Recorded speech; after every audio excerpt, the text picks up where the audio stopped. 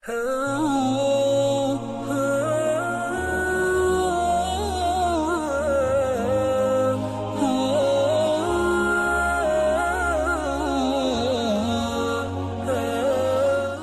urusan orang supaya dimudahkan pula urusan kita, terutama urusan mati sakaratul maut. Bayangkan kalau sakaratulnya 6 bulan nggak mati-mati. Judul lagunya Setengah Napasku Pergi. Siapakah itu orang yang sakaratul maut 6 bulan tak mati-mati? Namanya Mustafa Kemal Atatürk. Siapa dia? Kuburnya di Ankara, Turki. Ketika jamaah mau pergi ke Ankara, mau tanya, Ustaz Somad, kami mau pergi ke Turki, Ustaz titip apa? Mau titip sorban besar? Jangan, hidung saya pesek. Ustaz mau titip jubah besar? Jangan, saya ceramah kemana-mana pakai celana, malamnya aja pakai kain sarung. Hati saya agak cemas sedikit, angin kencang tadi. Ustaz mau titip apa? Kami mau ke Ankara, Turki. Tolong sampai kau di Ankara, kau cari makam kuburan Mustafa Kemal Atatürk. Habis itu kau foto. Karena kawanku waktu di Mesir kuliah dulu dari Turki cerita, katanya Mustafa Kemal Atatürk sakaratulnya 6 bulan tak mati-mati. Ketika ditanam di dalam tanah, melompat jenazahnya naik ke atas tanah. Ditanam ke dalam tanah, tak diterima tanah. Akhirnya disemen di atas tanah. Dipoto makamnya, dikirimkan ke nomor WhatsApp saya tengok, memang betul Ustadz, kuburnya di atas tanah gara-gara tak diterima tanah. Gara-gara apa? Karena punya kekuasaan, tapi justru dipakai untuk menghancurkan agama Allah subhanahu wa ta'ala. Tarekat-tarekat dibubarkannya, masjid dirobahnya jadi museum, azan tidak boleh pakai bahasa Arab. La haula wala quwata illa billah. Mana dia sekarang? Mati. Fir'aun mampus. Ustaz, janganlah kasar-kasar kali. Saudaraku yang dimuliakan Allah, amma zabadu fayadhhabu jufa'a wa amma ma yanfa'un nasa fayamkuthu fil ar. Yang sia-sia, yang maksiat, yang dosa, habis mati ditelan masa. Tapi yang bermanfaat kekal abadi sampai hari ini. Mana orang Aceh yang kaya-kaya? Mana orang Aceh yang punya kuasa? Mana orang Aceh yang dulu hebat-hebat? Mana orang Aceh yang emasnya banyak? Hilang ditelan zaman dan masa. Yang kekal abadi mana? Tengku Umar, Cik Ditiro, Cut Nyadin, Syekh Abdul Rauf As-Singkili, Sultan Iskandar Muda. Yang dikenang sepanjang zaman adalah orang-orang yang pernah beramal soleh. Mereka tidak pernah takut pada kehidupan. Tengku Umar, bagi Tengku Umar hidup ini sepele saja. Apa kata dia? Kalau aku mati, berarti aku mati syahid. Kalau aku besok pagi hidup, aku akan minum kopi. Hidup ini bagi mereka tidak terlalu besar. Mereka tidak takut dengan kehidupan. Kalau hidup besok pagi, minum kopi. Saya sudah 2 hari di Aceh, belum minum kopi. Kalau saya mati, matinya mati syahid. Alhamdulillah, dia mendapatkan itu. Mati sebagai seorang syahid. Apa kata Allah? Wala taqulu liman yuqtalu fi sabilillahi amwat. Jangan kau katakan Tengku Umar itu mati. Jangan kau katakan Panglima Polem itu mati. Jangan kau katakan Cut Nyadin itu mati. Jangan kau katakan Cut Mutia itu mati. Mereka tidak mati. Allah mengatakan bal ahya. Mereka hidup. Walakin la tash'urun. Kalian yang tak sanggup merasakan kehidupan mereka. Mereka hanya berpisah dari jasad. Tapi mereka sakratul mautnya husnul khotimah. Mati mereka kal qarsi, seperti dicubit saja. Mereka matinya seperti dicubit saja. Sementara kita mati seperti ditebas di tempat yang sama beratus kali. Seperti kambing yang dikuliti hidup-hidup. Seperti mata kail pancing yang ditarik dari kulit yang basah.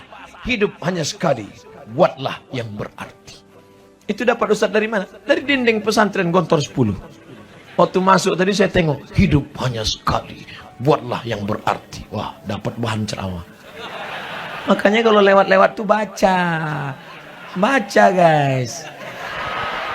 Setelah yang dimuliakan Allah subhanahu wa ta'ala.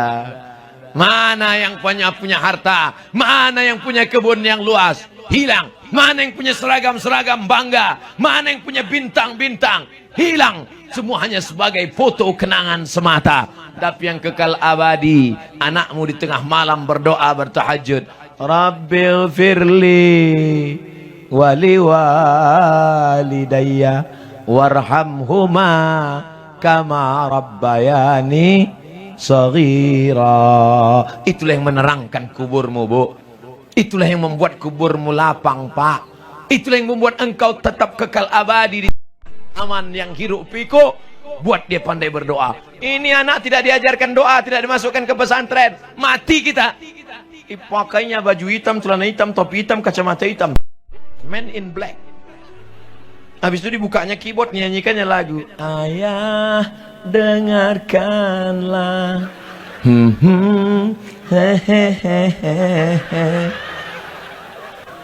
itu untuk kalau ayahnya mati. Kalau maknya mati pakai lagu juga, mama. Saya kan nggak mau aja nyanyi ini. Kalau saya keluarkan album, menganggur artis-artis tuh. Saudara yang dimuliakan Allah Subhanahu wa taala, siapkah mewakafkan tanah untuk Islamic Center dan pondok pesantren? Yang bilang siap yang punya tanah aja. Siapkah kemasukan anaknya ke pondok pesantren sehingga menjadi anak yang soleh dan solihah? Mudah-mudahan anak kita selamat dari narkoba. Kalau tetap juga menjual, kepalanya ditembak. Saya ngutip pendapat dari Walid Husni Abdul Wahab aja. Saudara yang dimuliakan Allah Subhanahu wa taala, saya ceramah di Kemenhukum, Kementerian Hukum dan HAM tingkat provinsi, Kanwil. Sebelum ceramah, Ustadz, kita ketemu Pak Kanwil dulu. Iyalah, minum teh, makan, cerita-cerita. Apa kata Pak Kanwil Kemenhukum? Kementerian Hukum dan HAM tingkat provinsi. Nama provinsi tak boleh disebut, menjaga kode etik jurnalistik. Ustadz Somad, iya Pak Kanwil, menurut saya pengedar narkoba, pecandu itu tidak boleh dimasukkan ke penjara. Kenapa Pak Kanwil? Karena menghabiskan anggaran negara saja. Berapa gaji sipirnya, berapa untuk makannya, berapa untuk minumnya. Oh, jadi kalau gitu gimana Pak Kanwil? Ditembak aja Ustaz. Mak, seram Pak Kanwil. Dibisikkan sama saya, sama yang ngundang saya, Ustaz Somad, Pak Kanwil kita Kristen, non muslim dengan kita sama-sama memusuhi narkoba. Beda agama tapi musuh kita satu. Musuh kita sama. Kalau anak-anak muda hari ini kena narkoba, jangan heran kalau negeri ini nanti akan dikuasai oleh narkoba, oleh pecandu, oleh pengedar, karena dia punya uang. Dalam dunia politik, one man, one vote. Satu orang, satu suara. Kalau mau jadi kepala desa dipilih 5.000 suara, maka akhirnya pecandu narkoba bisa bayar, pilih saya, pilih saya, pilih saya, pilih saya, pilih saya. Maka naik pecandu. Anggota dewan pun pengedar dan pecandu. Dia pimpin sidang. Untuk masjid dan pesantren nggak usah kita kasih apa-apa. Setuju? Pecandu semua. Yang baik cuma satu. Anggota dewan 50, 49 semuanya pengedar, pecandu, pemakai, pengedar, pecandu, pemakai. Pas di sidang, setujukah masjid dan pesantren nggak dapat apa-apa? Kata yang satu, tidak setuju. Kata yang 49, setuju.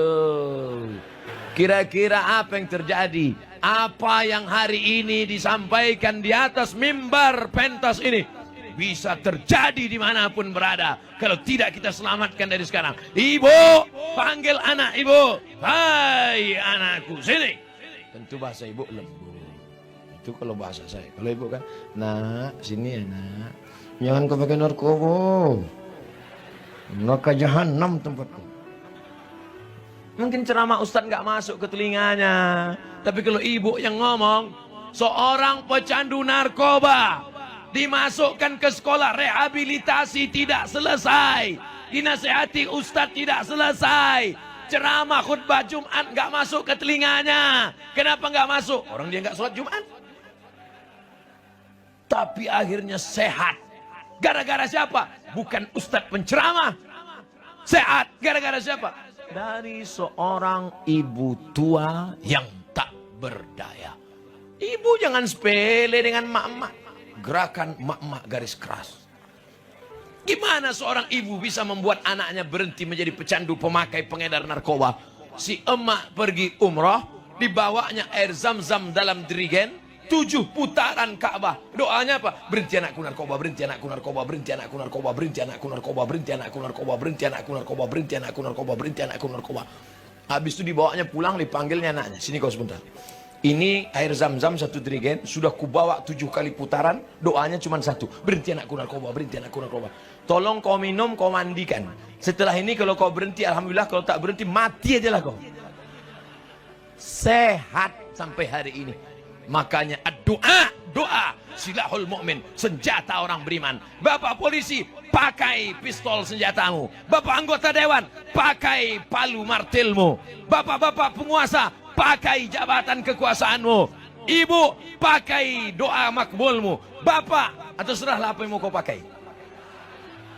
Yang penting selamat anak-anak muda kita ini. Abdul Somad, pistol tak ada, kuasa tak ada, doa belum tentu makbul. Suara yang ada, suara ini dipakai malam ini.